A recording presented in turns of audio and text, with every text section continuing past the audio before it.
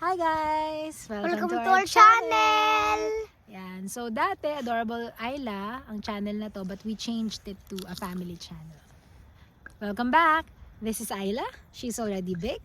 This is Marcos. And I'm Ayla's mom. And we are already here in New Zealand. We already migrated. Less than a month pa lang.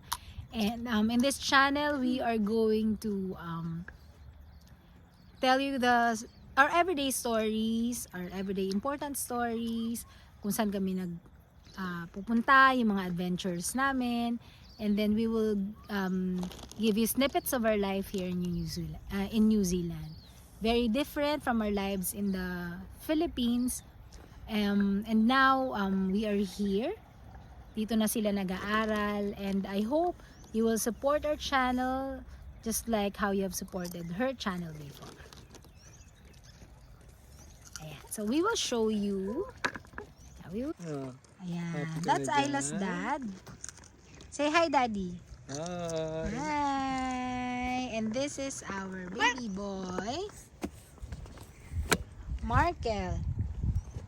Say hi, Markel. Hi! Pogi Pogi. Hi. So we are here at the park near our house. Ayan. How do you call this park, anak?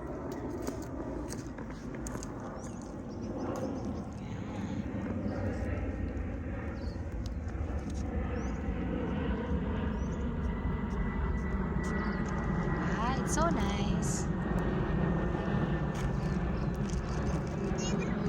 Malinis. Hangin. Malinis ang hangin. Everything. See? Ang kulit talaga ni Kuya Tato. So, Subukan ko kung yan.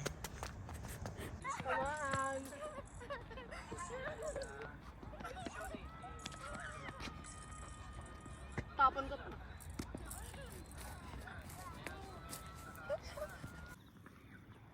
Ayan. So, ang simple lang ng buhay namin dito. Naglakad kami papunta dito sa park. And now we are here. We are just resting. We're having some chips. Ayan. Very laid back ang life. And we have work-life balance. Ayan. To spare for family time. Pogi ni Kuya. Hello. Good me guys. To our channel. And you see, this is the family channel.